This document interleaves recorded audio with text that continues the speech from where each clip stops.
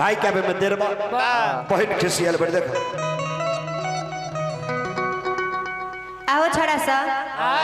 जात तनी दूरा पर देखूगा तो हमर भैया आलखिन ह कौन छोड़ा के कहा छू सबके कह छो जाना सब आदमी मिलकर देखूगा ना एक आदमी के सब आदमी मिलकर देखे जाता है तो खोजे में समय न लगतो जाना ए भौजी आए तोर भैया कैसा ना छू साफ हमरे सन के आदमी लेखा हते आदमी लेखा सेम हमरे सन के मुंह होता मोछार तो हम लेडीज हती जेंट्स हती तनका मोछ होता ही ना जैसे तोरा एजगा मोछ हो ना क्या बुझ लिया कि आहो तो तू कैसे देख ले हां त ई उघार का हमर सार हथि त हम न चिन्हले हां ई उघार का देखलखिन हिनकर मोछू देखला का ओकर मोछी देख दोनों आदमी सार बहुनी में मजाक मजाक में साजिश के तहत भाग गए दोनों आदमी एक दूसरे के देखलन भागियो गल दोनों आदमी एक दूसरे के ता हे भौजी आए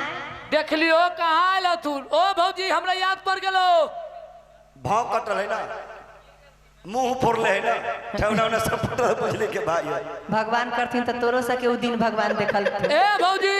देखाइले रहतु से बिसर गेले ठेवना पर के जे गेल रही चमड़ा से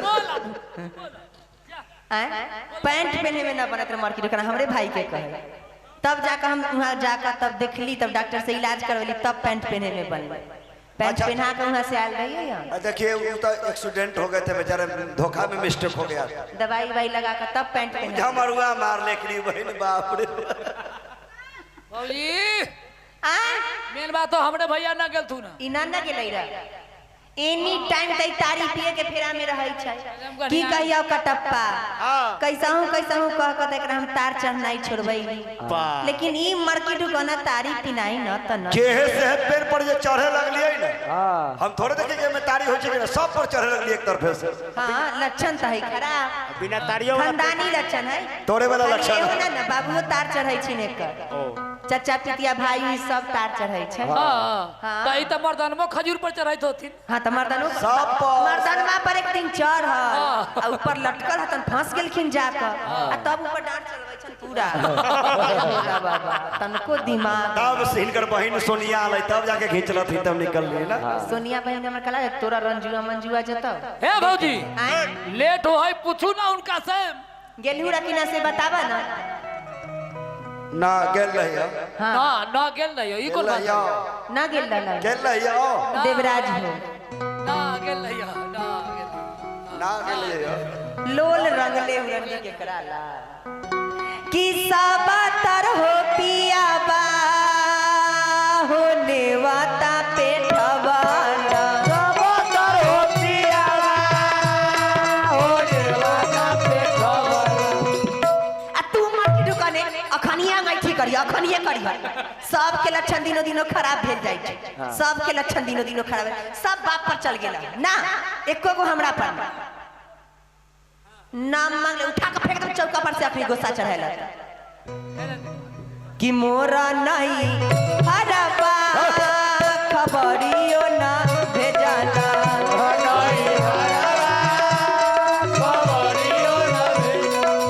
मोरा नहीं हरबा खबरियो ना भेजाला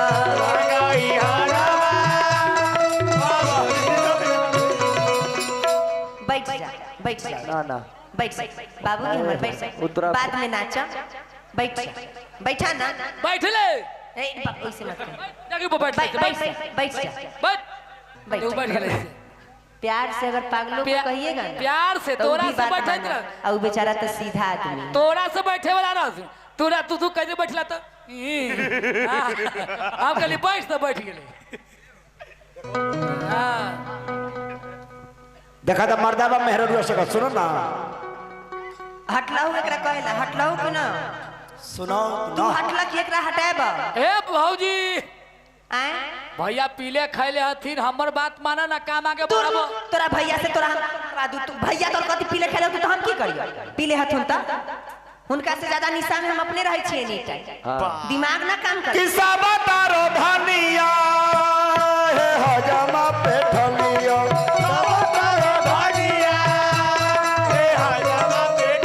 कहलियो रे ना सब तरह जाम पिठल कई खाली हमरा नैहर के नाम से तो एकरा मतरिया के आ बहिनिया के भथियान जरैत रहे आ कहीं भथियान के काटा तोड़ का रोड पर न फेंक देली ओ भाई रोड पर ना फेंकिया हूँ काहेला कहला कि जे जवनका के गड़ते तो कोई दिक्कत नहीं आ कहीं बुढ़वा के गड़ल तो बड़ा दिक्कत हो जाते ई त बुड़बक का तू सब महा खचाल है के बानर लेखा करता है होता आ तनी मुंह ना देखू मुंह बानर ना है बानर के चोदल है एक तो ई बुड़बक लड़का है ओकरा ते ऐसे चक्कर काटे बैठाइए इनको बैठाइए आराम से प्यार से बढ़ जाए बुड़बक आदमी है कुछ लेकर फेंक देगा दिमाग नहीं काम करता लगो एगो ई बेचारा बानर है बानर के चोदल कैसन दिमाग के अरे मैया तो हर बुढ़िया भौजैया लरत कोरिया मैया तो हर बुढ़िया भौजैया लरत कोरिया माने हमार माँ बुढ़िया आ तोहर मतरिया 16 साल के छौड़ी तैयो तो सारा गहूम भिजवा देल का एहे लाते मुंह के खाने नहीं पानी लागल खेत में है बोला एहे मार खा के देते हैं खाली अपने से देख के हम लाजे न मार हां हम खाली यहाँ के मुंह देख के एकरा न छुए छी न त अखनी टंगरी पर टंगरी धका फाड़ देती है फाड़ तब हम मौगी ना हती जे भतार मारैया आ फांसी लगा लेली चाहे जहर खा ले हम मौगी हती जे भतार जे हमरा देख के छू देतन हम उनकी बहिन के छठी के दूध याद करैली त फेर के हमसे मौगी है फाड़ना तो टंगड़ी पर टंगड़ी झगड़ा हां बोले तेरी बहनी लोटा बांध के गिठारी करी है देखिए कहीं भेंट होई छ लोटा बांध तोरा त भेंट होबे करैत होत हमरा कैसन मौगी हमती ऐसे तनका चाय पीना ला एक दा डपेट देली के चुप हो फिर कहला बोलत दोबारा औरत से मुंह लगाएला पटना पैदल गेला देखिए बराबर ब्याज जी डिब्बा में ना बंद कर दे तू के एहे हमरा में हम मर्दा बने जे डिब्बा में बंद गेले चुपे रहा ना तू तो भरुए आता अरे हम भरुआ तो तू तो भरुआ के सारे आते तेरा दिमाग ना काम भरुआ देख रे मास्टर कि यार मैया ताहर बुढ़िया भौजैया लरत कोरिया मैया तोहर बुढ़िया भौजैया लरत कोरिया अब भाई वाला हे रहिया हे रल भैया लरत हे रहिया हे भाई भैया लगता है रहिया है ए भैया लगता है रहिया है चौका पर बैठल कैसे ना अशुद्ध कर देबा कि हमरा हटाओ ना हे भौजी आए हलवाई दूरा पर कखनी से बैठल है परोड़ के बोरा जे दिलिए देवराज भैया के महेश के देले हती परोर वाला बोरा तोहर मैया ले गेलो परोड़ के बोरा ले जो मांग के ले ऐसे बोलबाऊ तो कोनो एको को काम करता करो कहना जा तो यहाँ लड़का बराते निकलल है परोड़ के बोरा खोजे छ गोलकी खोजे आ भौजी महेश के कहलिए जे बहनिया वाला परोर छनवा का दखवा दिया हुआ थी में औमे के बिया निकल है कि ना ना बिया ना निकलबैया बिया निकलवा दूं तो फिर कामे खराब हो जाए आ गोभी के छत्ता दिली से उ देवराजबा रख ले कहलिए ओखनी ने मिलाल के जे दौड़ी में रखल है दोनों भाई मिलकर लेकर जो सोझे फ्राई करवा दी ई बहिन के लड़का बाकरपुर में खोजा छ बाकरपुर में बाकर लड़का खोज कर चले लन तनको दिमाग ना काम कर हाय ए जाऊ ना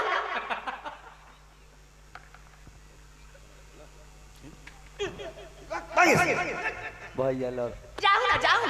जाऊ ना कहलिया कखन भाई अब त पेड़ से लेके बाबू जल्दी एने कथी लटकल है ई देखता पोछरा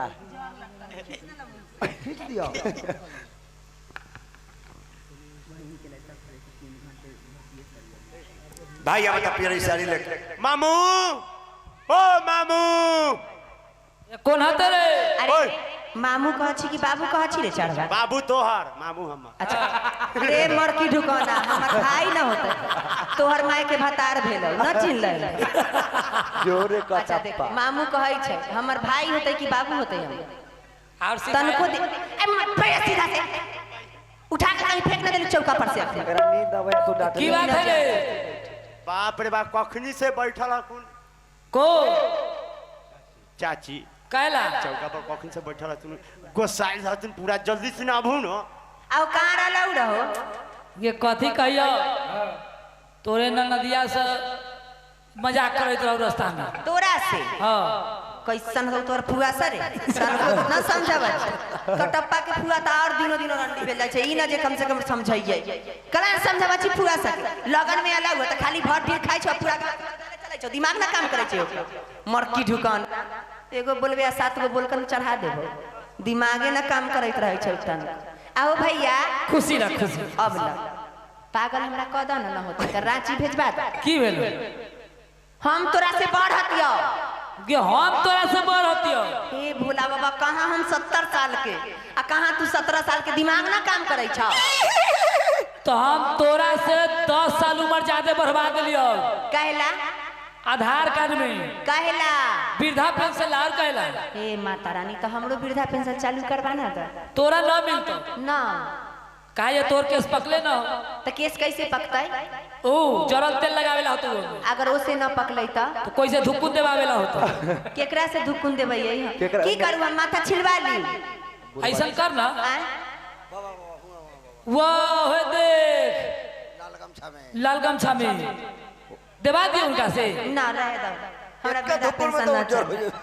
पकिए जाए पूरा उज्जर ये कहला हल्ला कर से ना बोल 1 घंटा से चौका पर बैठल छ तोर दिमाग ना काम करै छ की मैं कुछो दिल का हसे लाबा हां दिलौ हो कथी ले पेठिया में से किन का दिल के बसारी है अच्छा ई साड़ी हम पहनबै पहनना तार बिगड़ा के हुआ की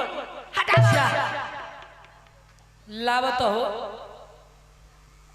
एकरा इज्जत से दले तो ना पहनो पहन ले ना पहनबे कहलियो ना जे ना पहनबे कौन साड़ी उठा कर ले आली ई भोरी चपना साड़ी हम कहलियो जे ना पहनबे त ना पहनबे न पहनबे न पहन ले ना पहनबे हम मारो एक के लात न की बाबा के गोदी में जाकर गिरबे बाप रे बाप रे बाप रे संभरबै हुनका से लाबै साड़ी नहीं लाबत महेश लगन सुखी के दे दियो पहन त हां तो नहीं तनको दिमाग ना काम करैत रहे ऊ ना पहनबे दीदी के ऊ ना पहनबे त ई पे ई कौन साड़ी है ई नयका साड़ी हो नयका कौन टेंगे टेंगे टेंगे टेंगे टेंगे टेंगे टेंगे टेंगे पहले पहले पहले पहले पहले पहले दर पहले एमे त साया ब्लाउज हेबे ना करे सब ए में हो फार फार का साट ली है हाँ त देह झलझल बुझाते यो नाहिते त बुझाइत रहती त की करबै अब देख ओकर गारंटी हमरा पास न समझ ले जे माया दिल को वह लाका से हम दिलियो तोरा हटाओ ने बाद में पहनबै और कुछो करे के है? हां करे के है कथी करे के की कर जाऊ से ना कहब इमली घोटाबा इमली घोटई हाँ आए सुन एगो पहले हमर बात सुन हां बोल अस्थिरे अस्थिरे घोटाइए हाँ। 4 दिन के सहले हते ऐसा जे कंठ उंठ छीर दिया तारी पानी ना पीली आराम आराम से कर तारियो पानी ना पीली ना कुछो नहीं गादूदी चाट लेते एकदम धीरे धीरे कर अरे आ थू दीदी गुटू बउआ गुटू आ थू दीदी गुटू बउआ गुटू आ थू दीदी गुटू बउआ गुटू आ थू दीदी गुटू बउआ गुटू आ थू दीदी गुटू ठेलना तो पूरा हाथ है ना होते तो तू मुंह में हमरा कूद जा हम घुसबो ना तो मुंह क्लियर हो जाते आगे दीदी आए जुराए ले हाँ जुड़ा गेलिए दीदी के भैया रे जुराए ले हाँ क्या दीदी आए जुआए ले जुआ का तब हम पकठाइल हती ज्यादा ना जुआई है ना तो ओवर साइज हो जाता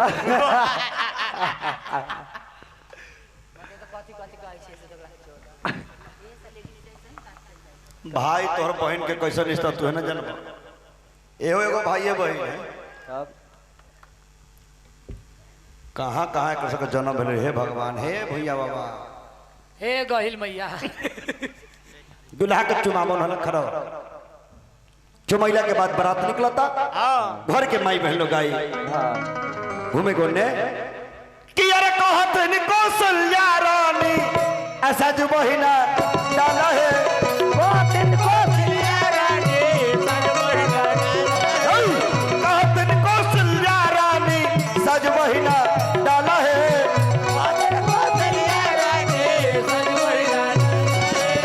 बबुआ मोर ब्याह में जाई बबुआ मोर ब्याह में नगरी में हाला है बबुआ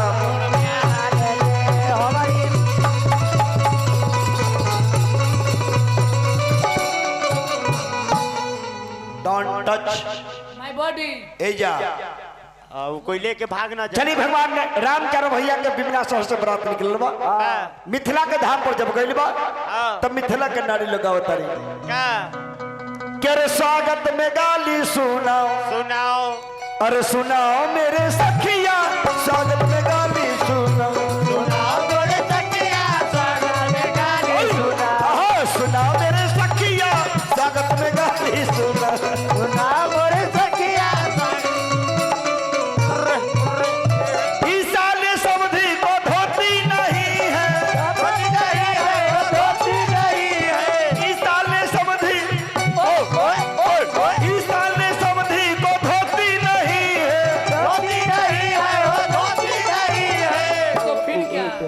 तो बहिनी वाला टू पीस पहनाओ पहनाओ मेरे सखिया स्वागत में गाली सुनाओ सुनाओ मेरे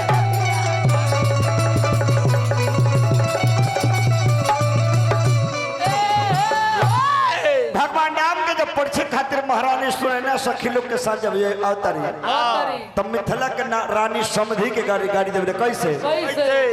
कि 3 दिन के भूखा लो समधी भरुआ गुल्लर तोरी तोरी तो गुल्लर पर से गिरा बा ये समधी भरुआ भरुआ अरे फूटी दोनों आँख आँख आँख हाँ वे आंखें तो तब मेहरी कर दाबा हो बीरो भौजैया तोए हो आँख बेट आंखें तो तो धीरे धीरे टोई है गे भौजी अरे दुखाइया बारा गे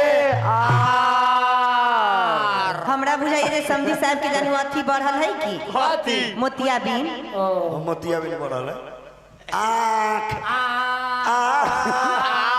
कि सब दिन दुल्हा रे बकरी चढ़े सब दिन दुल्हा हो बकरी चढ़ेला सब दिन दुल्हा रे बकरी चढ़ेला सब दिन दुल्हा रे बकरी चढ़ेला आई मैया चोदना दुल्हबा बनी बैठला आई मैया चोदना दुल्हा बनी आएला आई मैया चोदना दुल्हबा बनी बैठला आई मैया चोदना दुल्हा बनी बैठला। अब भगवान विवाह में तो कितना भी मना कीजिए आप तो यो गाड़ी हुई जाए जानी या तो यह करेंगे जो उनका मन में बुझाए ना आओ महारानी सुनैना परिछावन करे खातिर आता नहीं आओ सखी लोग आवेला देखा क्या रे हम मंगाया मोछ वाला नी मोछिया काहे आया रे आया रे अमर बाड़ी के चुट्टा के हुआ गाँव हंसाया रे मार बाड़ के चुट्टा के ही हुआ गाँव हंसाया ए सखी सब अरे हम तो मांगा जींस वाला धोती वाला कहे आया रे फरमाइश हम किए थे कि सब जींस वाला आएगा ए तो लड़का के बाप जींस थोड़े पहन के कि जाए मार बहन चोटा साला हमरो गाँव हंसाया रे मार बहन चोटा साला हमरो गाँव हंसाया रे मार बहन चोटा साला हमरो गाँव हंसाया रे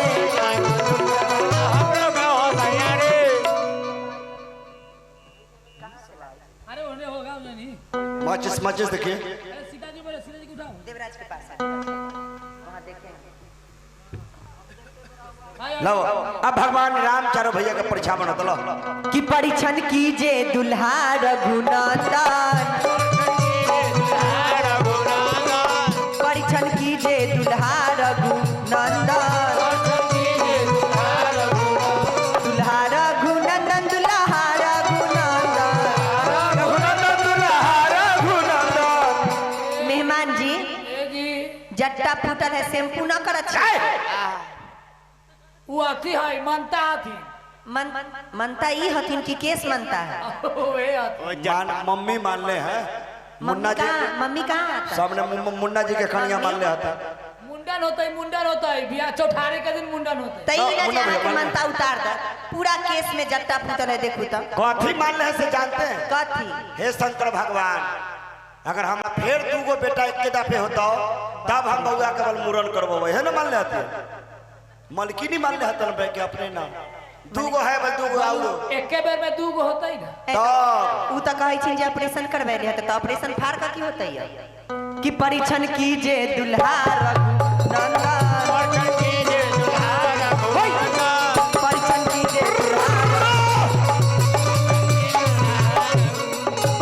पान के पत्ता होगा देखो ए जे पान के पत्ता रहे कथी में दौरा दौरा कहाँ गया दौरा केने गया पान के पत्ता लाओ लाओ ने सुनो लाओ देखो अरे तन्नी को की अपन सासू अरे बड़ी गोदा माद है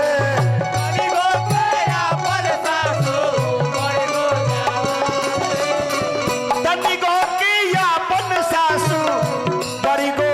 दामाद है तन्नी को के अपन सासू अरे तनिया का झूठी दुल्हा बउआ बउआ वहां बैठ यहाँ ना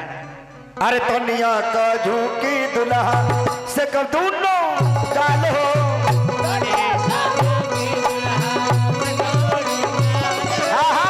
तनिया का झूठी दुल्हा से कर दोनों गाल हो वो कौन है रे पत्ता उठावे वाला को सेक दिया। अरे तोरा पत्ता उठाए पत्ता नहीं उठावे वाला तो ई कौन हां देखे तो के है क्या है माथा पत्ता साफ बता नहीं आपका जीजा है। अरे तनिया का झूठी दुल्हा अरे से कब दोनों गाल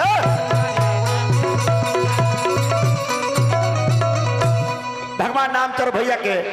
गल सेती हो गई बा बराती लोग के नाश्ता मिलता त नाश्ता मिले तो हमारे मुन्ना भाई के पहले नाश्ता मिलल बा सखी लोग कहत रहे कि तनी पढ़ ला तनी पढ़ ला अरे हमरा नाश्ता के डिब्बा पर का लिखल बा तनी